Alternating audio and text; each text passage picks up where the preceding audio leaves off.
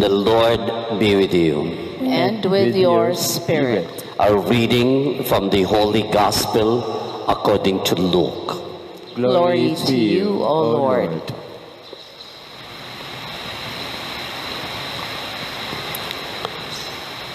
Jesus raised his eyes to his disciples and said, "Blessed are you poor. The reign of God is yours. Blessed are you who hunger, you shall be filled. Blessed are you who are weeping, you shall laugh. Blessed shall you be when men hate you, when they ostracize you and insult you and prescribe your name as evil because of the Son of Man. On the day they do so, rejoice and exult, for your reward shall be great in heaven. Thus it was that their fathers treated the prophets. But woe to you, rich, for your consolation is now. Woe to you who are full, you shall go hungry. Woe to you who laugh now, you shall weep in your grief. Woe to you when all speak well of you. Their fathers treated the false prophets in just this way." Sisters and brothers, the Gospel of the Lord. Praise to you, O Lord Jesus Christ. Listen to me, daughter. See and bend your ear. Is today's response of today's liturgy, the Wednesday of the 23rd week in Ordinary Time, taken from the book of Psalms, chapter 45, verses 1 and 2, and verses 14 to 17, or verses 12, 14, and 17. My dear friends, in today's gospel reflection and narration on the Gospel of Luke, chapter 6, verses 20 to 26, the Lord continues to teach his disciples.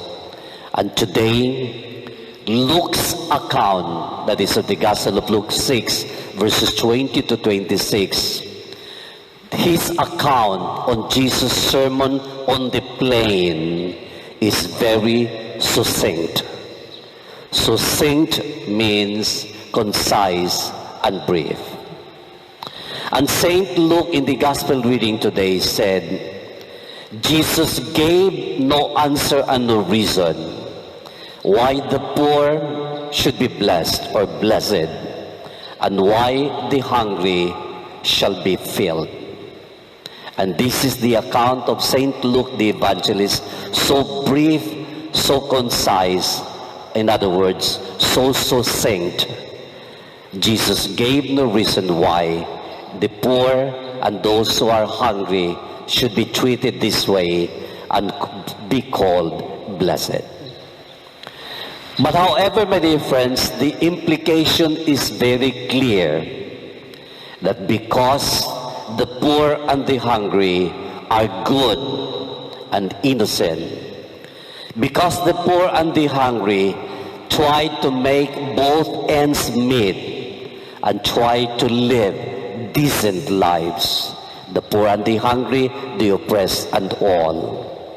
That is why God will bless them. On the other hand, according to the gospel narration today, Jesus excoriated, meaning Jesus censored very, very sternly and very, very angrily. Jesus censored severely the rich and those who have fallen. And Jesus censored these people, the rich and those who are full, because these people, they ignore the poor and the hungry. And in fact, very often, the rich and those who are full, they cause the sufferings of the poor and the hungry. Another realization on today's gospel reflection is this. One very vital, important aspect in today's reading, my dear friends, Jesus' sermon on the plain is this. The implicit truth that Jesus is aware of everything. Jesus is aware of the sufferings that the poor and the hungry endure. Jesus is aware how difficult their lives are. And definitely Jesus will reward them, those who try to live good lives. And the third realization in today's reflection, my dear friends, is this. Ultimately, Jesus will be asking us today, what are our standards? What are our values? What are our priorities? What to us is what we call of most importance to our lives?